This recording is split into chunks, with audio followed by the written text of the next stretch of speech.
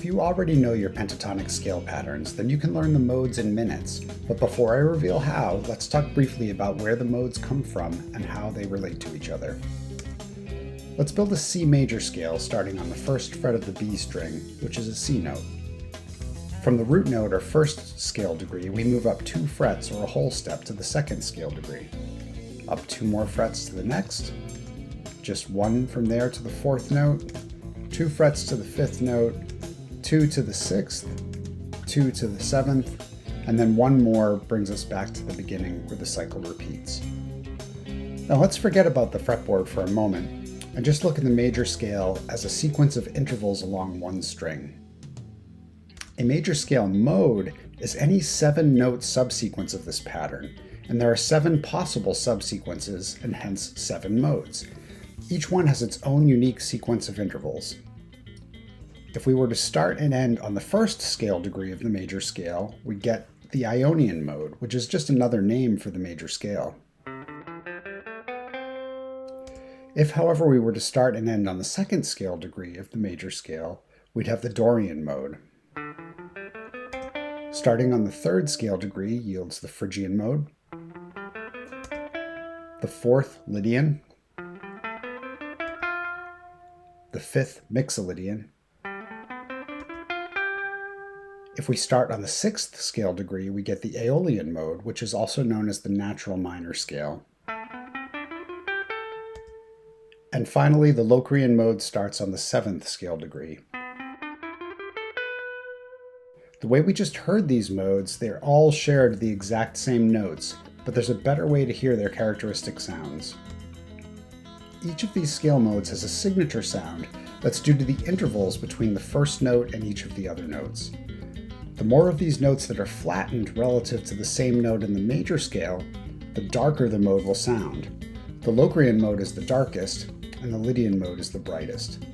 If we rearrange them by how bright or dark they sound, a different pattern emerges.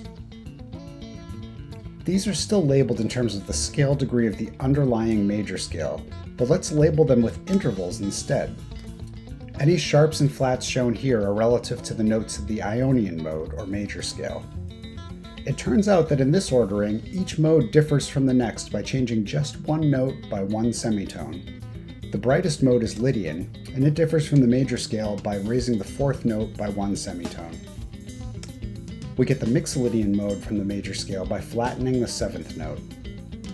These 3 modes are called major modes because they all have a major third as their 3rd note. From the Mixolydian mode, if we flatten the 3rd note, we get the Dorian mode. If we flatten the 6th note of the Dorian mode, we get the Aeolian mode, or natural minor scale. And if we flatten the 2nd note of the Aeolian mode, we get the Phrygian mode. These 3 modes are called minor modes because they all have a minor third as their 3rd note. The 7th and final mode is formed by flattening the 5th of the Phrygian mode. This gives us the Locrian mode, which is called a diminished scale because it is a flat 3rd and a diminished 5th. Let's listen to the sound of each mode when played against an appropriate 7th chord backdrop. In all of these, the reference chord is formed by simultaneously playing the 1st, 3rd, 5th, and 7th notes of the mode.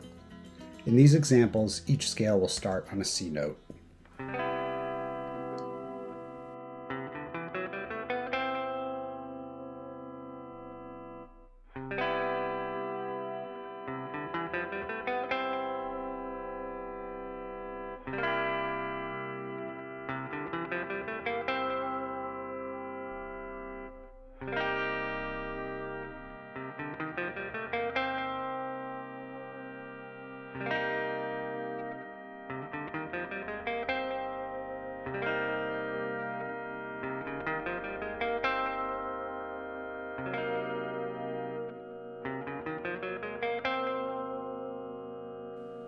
The major modes have 5 notes in common, and it turns out that these notes make up the major pentatonic scale.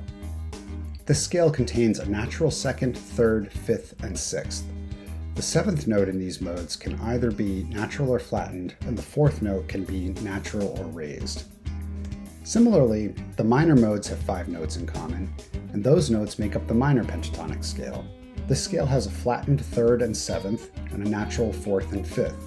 The second and sixth can either be natural or flattened. We can use these built-in pentatonic scales as a massive shortcut for learning to play the modes on guitar by exploiting a simple geometric pattern. On a guitar, there are 5 commonly used fingerings for the pentatonic scale in standard tuning. These, of course, join together to cover the entire fretboard. Each one of them features a pair of 3 fret spans on adjacent strings, which form a rectangle, except when they fall on the G and B strings and create a parallelogram. In the minor pentatonic scale, the root of the scale is in the top left corner of the rectangle. In the major pentatonic scale, the root is at the top right. This is true for all 5 scale patterns and anywhere you find the rectangle on the fretboard. Now let's focus for a moment on that rectangle and how it applies to the Form 1 scale pattern. Recall that the minor pentatonic scale is missing a second and a sixth, and the major pentatonic scale is missing a fourth and a seventh. There are 3 ways we can fill in the rectangle with these missing notes and create valid major scale modes.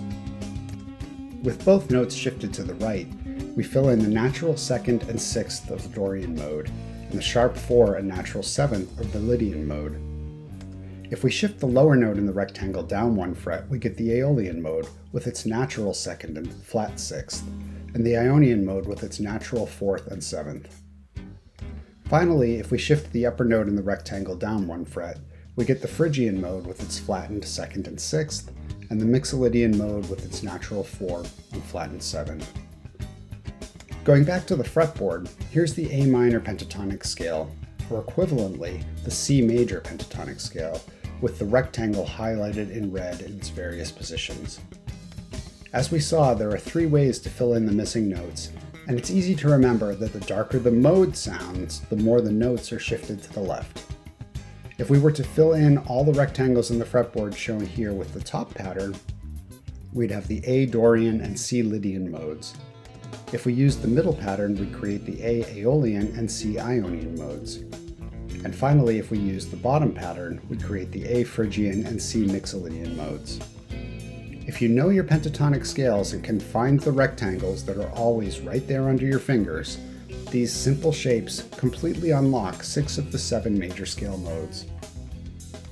We have a lot more planned at Fret Science. Please like, subscribe, and ring the bell to get notifications when new lessons are available. And there's more where this came from at fretscience.com.